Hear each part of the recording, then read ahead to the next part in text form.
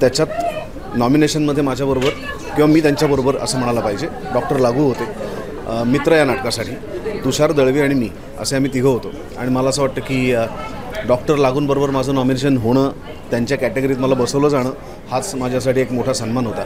घोडा चालवायला शिकायचा आहे, मला मार्शल आर्ट शिकायचं आहे, मला हिमालयात जायचं आहे फिरायला, आणि मला ट्रेकिंग शिकायचं आहे, प्रॉपर माउंटेनिअरिंग. मला सिव्हिल सर्व्हिसेस कायम आकर्षित करत आल्यात. मला असं वाटतं की त्या सिव्हिल सर्व्हिसेसमध्ये काम करणाऱ्या लोकांच्या हातात प्रचंड ताकद असते चांगलं काहीतरी घडवण्याची.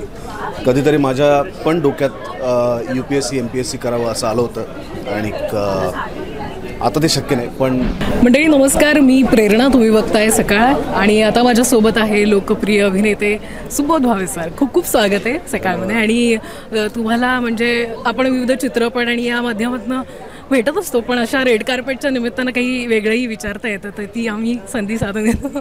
पण मला सुद्धा सांग, म्हणजे रेड कार्पेट किंवा अवॉर्ड सोहळा ज्या दिवशी तुम्ही जाता, डोक्यामध्ये काय असतं की आपण काय पद्धतीनं प्रेझेंट व्हायचं आहे, किंवा आपलं असतं ना की रेड कार्पेट आहे, काय पोज करायचं, तुम्ही नर्वस असता, कॉन्शियस? भयंकर असं एक तर मला त्यातली अक्कल नाही. मला तिथे कसं प्रेझेंट स्वतःला करायचं मला येत नाही. मी शक्यतो प्रयत्न करतो की कोणी पत्रकार समोर नसले पाहिजेत, कॅमेरामन समोर नसले पाहिजे, आणि मागच्या दाराने हळूच आतमध्ये गेलो पाहिजे. मला माझे फोटो काढलेले मी खूप ऑकवर्ड होतो. मला भयंकर कॉम्प्लेक्सेस आहेत स्वतःबद्दल.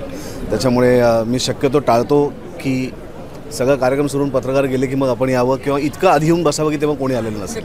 प्लीज, तुमचे इतके उत्तम फोटो येतात, आणि लॉकडाऊनमध्ये तर तुम्ही असे जुने फोटो वगैरे शेअर केले त्याच्यानंतर.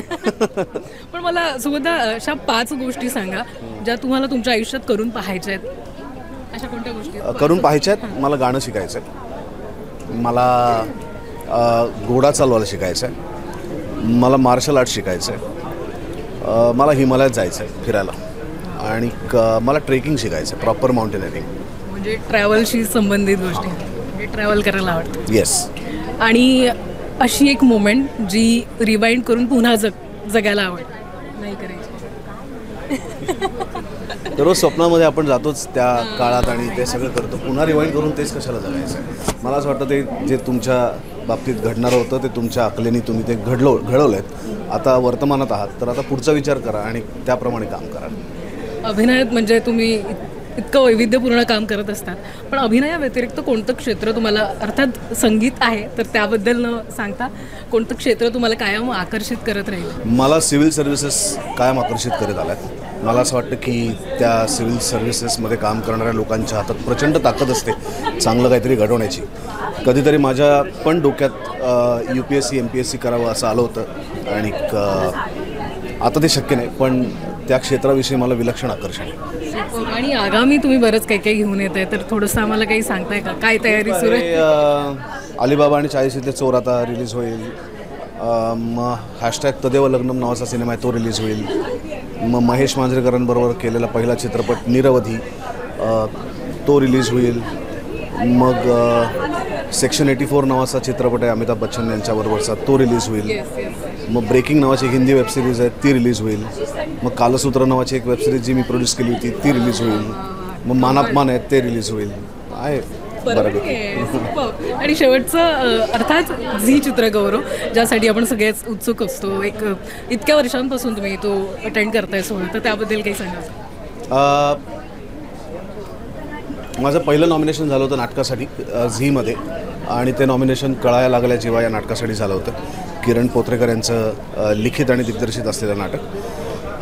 त्याच्यात नॉमिनेशनमध्ये माझ्याबरोबर किंवा मी त्यांच्याबरोबर असं म्हणायला पाहिजे डॉक्टर लागू होते, मित्र या नाटकासाठी तुषार दळवी आणि मी असे आम्ही तिघं होतो. आणि मला असं वाटतं की डॉक्टर लागूंबरोबर माझं नॉमिनेशन होणं, त्यांच्या कॅटेगरीत मला बसवलं जाणं हाच माझ्यासाठी एक मोठा सन्मान होता.